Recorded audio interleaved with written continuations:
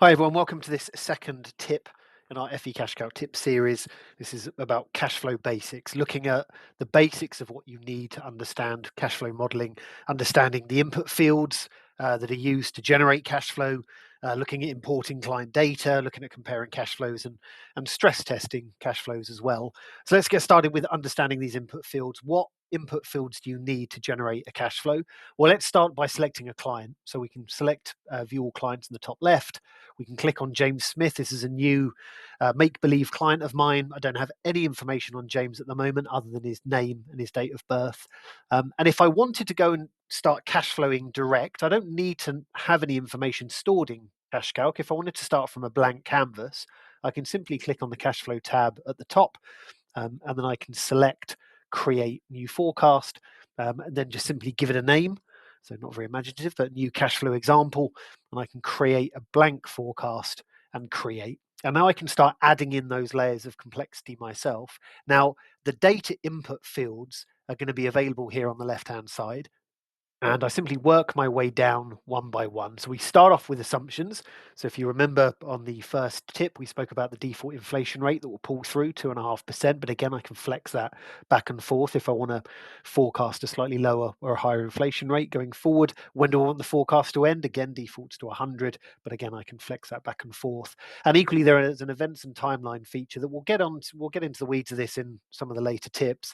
But just so you're aware, a lot of the incomes and expenses and contributions and withdrawals you include, you'll be tagging them or tethering them to a specific client age.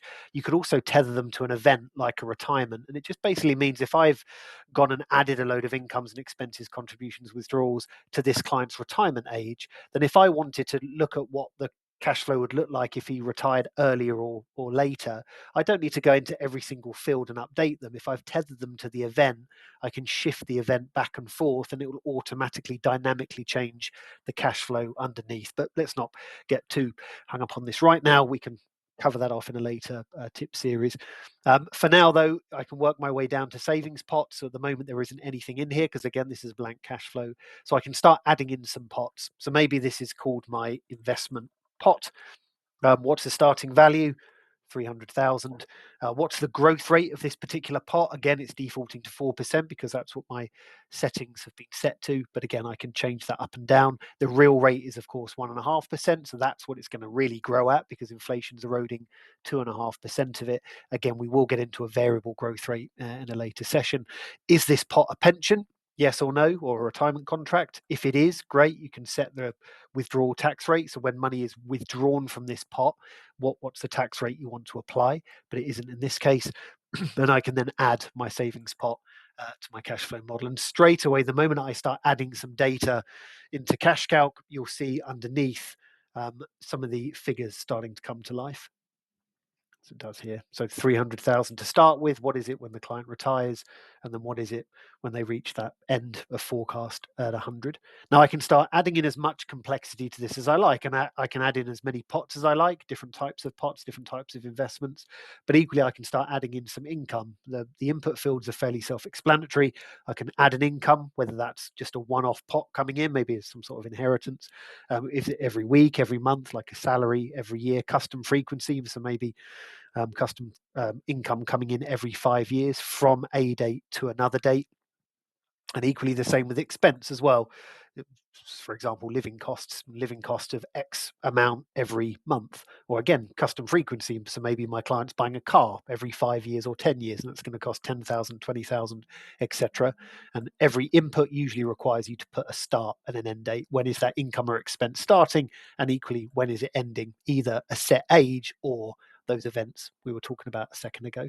And again, the escalation rate, do you want that escalating in line with the inflation rate you've set? There are some quick adds as well that are quite useful. So I can add very quickly a state pension. Contributions, withdrawals, same self-explanatory format. I can add a contribution to one of these pots. So now I've got a pot. And again, I've only got one pot, but if I had multiple pots, I can determine where the contribution is going into. But maybe this is a pension contribution. So I can type in pension contribution. If it's coming from external to my client's assets, so in this case for pension contribution, this is coming externally from an employer, I can click on external source and say the pension contribution is X value every month. And that would then have that coming into the pot every month. And then equally, if on a withdrawal, maybe some sort of drawdown, I can click on add withdrawal and say this drawdown is coming from this particular pot from start date to X date, etc., either on a monetary value or percentage basis. So as I keep saying, you can add as much complexity to these cash flows as you like. You can add as many charges and fees as well. So if there's a platform fee or some sort of advisor fee you want to incorporate within the modeling, and then finally, when you click on cash flow model, you'll get that traditional cash flow looking image where your pot starts. In this case, is 300,000. We're growing at about 1.5%, I think it said, and then at the end of the cash flow, it's 622. So it's a very basic example, and you've also got money in, money out. There wouldn't be any on this one because I haven't actually added any incomes or expenses, but you'll also get a money in, money out chart load up as well. The more data you add to a cash flow. So that hopefully gives you a good impression as to how to create a cash flow from a completely blank canvas. But what about if you already had some client data? What about if you already added some client data historically? Maybe you've already added their incomes and their expenses and all their savings pots. Maybe that CashCalc already knows that. What about if you've got them to fill in a fact find via our portal? Again, that will be covered off in a separate tip. But again, I've sourced all of this information from the client already. I don't have to put this all in manually this time. And equally, what about if I've created one of these bridges with our integration partners, the Curos, the IOs, the X-Plans, etc.? Well, all that data lives over there in that data lake. So can I just bring that across into CashCalc and surface it effortlessly into a cash flow? The answer, of course, is yes, you can do that. So let's move on to that now. Let's look at how you take data and import that from an external source and surface that within a cash flow. Okay, so let's change this up a bit. I've selected a completely different client. This client actually has quite a lot of information already in CashCalc. And again, that could be done in a number of ways. I could be using the CashCalc portal. We could be using one of those integrations, or I could just manually type in the data myself. But ultimately, all of the data you're managing to source for this client will live under this info tab at the very top here. And it will just be aggregated within mini tabs within it. So you can see all of my clients' investments are stored in here, the ISA and the bond. I've got 3 pension contracts in here. Any kind of assets like houses would be stored in here, incomes, expenses, etc. And you'll notice each one of these tabs you can add to very quickly, but equally you can adjust them as well just by clicking edit, and you can edit that information very quickly on the fly. So again, whether I'm adding this manually, sourcing them from elsewhere, doesn't matter. That's where all of the data lives relevant to this particular client. The question is, of course, how do I get all of this rich data that I need for a cash flow from that tab into my cash flow? Well, the join is that button there, update a calculator. And if I click on this, I can need to give it a name. So cash flow 1. What data do I want to bring across into my cash flow? Well, the system assumes I'm going to want to bring all the savings and investments and all the pensions. It assumes I don't want to bring across the houses. I can if I want, the liquid pots. I can tick on or off, but I won't bother bringing that across for this one. All the incomes, all the expenses, that's great. I want to bring all of that data into a cash flow. And if you click on export, it will open up your cash flow tab and bring across all of that information and on the fly, create the cash flow image for us. And the same page loads up as it did before. For my example, where we didn't have any information, but you'll notice the difference being that as I go down these tabs on the left, all of that information has been pulled across for me. There's my client's 5 investment and pension pots. There's all their incomes and expenses. And now I can start adding even further layer of complexity by adding contributors and withdrawals from each one of those pots, and equally charges and fees as well. But more importantly, when I go to my cash flow model, some all of a sudden I've suddenly got a much more sophisticated version than we'd had last time, where we're just looking at one pot. This is looking at 5 separate pots. And as a client clearly gets older, you can forecast what life looks like at retirement, Mr. or Mrs. Client. And as they retire and start drawing down those assets, it slowly starts falling away until they've run out of all assets by the ripe old age of 100. And because we've got money in, money out, coming in and out, salaries and expenses, etc., it will create a money in, money out chart for us, showing us the salaries that are coming in. That's the only income coming in those early years, well above the expense line, creating a bit of a surplus. Then the income and the salary finishes, of course, because the client retires, and then they're simply using their savings to afford each year for those expenses until the very last year, where they have no further savings to cover the expense. And that, of course, causes our red bar at the very end. So that's taking all of that data we've managed to source and just pushing that into a cash flow. How do I compare, though, to maybe a new solution I'm offering? Well, I can create duplicate cash flows and then adjust the second one and very quickly compare on a side-by-side basis. So if I click on this little tab at the top, like a browser tab. I can call this Cashflow 2. Um, I can now clone from an existing forecast rather than creating a blank canvas again, or rather than pulling the information from that information page as I did for the first one. I can simply say, well, look, I've already created Cashflow 1. I just want a duplicate. So I'm going to clone Cashflow 1 and create. And it will now create Cashflow 2, which is a carbon copy of Cashflow 1. The beauty is, of course, I can now start adjusting Cashflow 2 and comparing it against Cashflow 1 quite easily just by adjusting some of the underlying logic.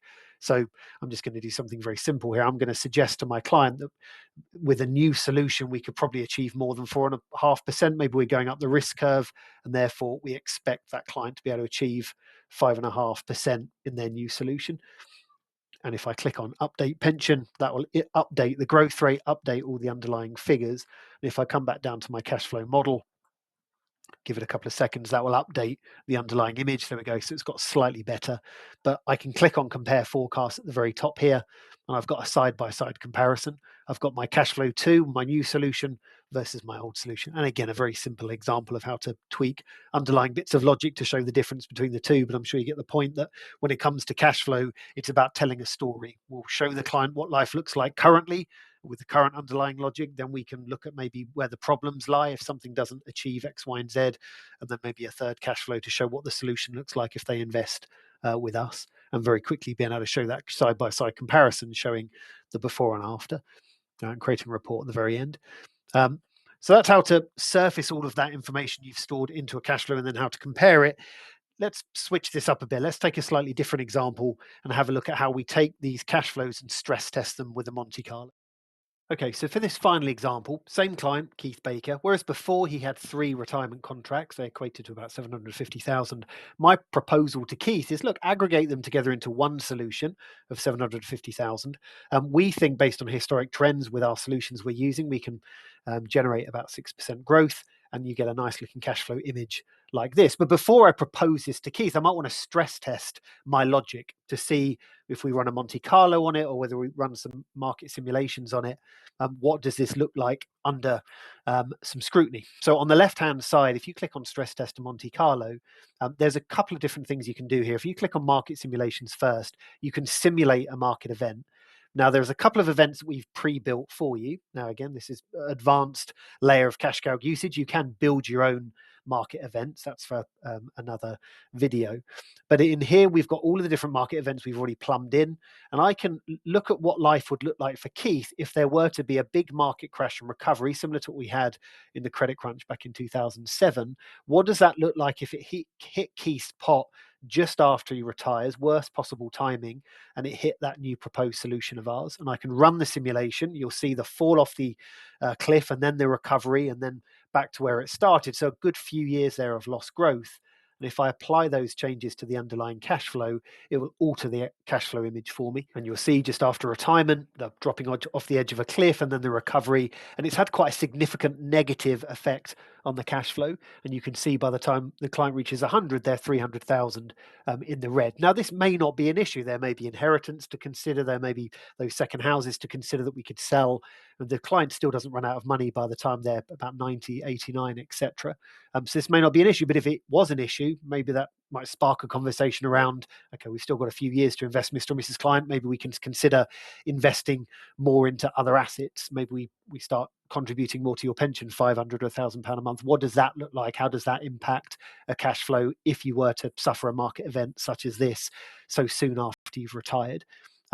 So that should give you some confidence, at least, that if the client does have other assets, this shouldn't be too much of an issue. But at least we've stress tested it and tried to punch it into a negative territory to see what would have to happen for this to go south. But I'll just remove this event for now because I also want to run a Monte Carlo simulation over the top. And a Monte Carlo simulation allows me to run 10,000 different simulations on top of the one we already have.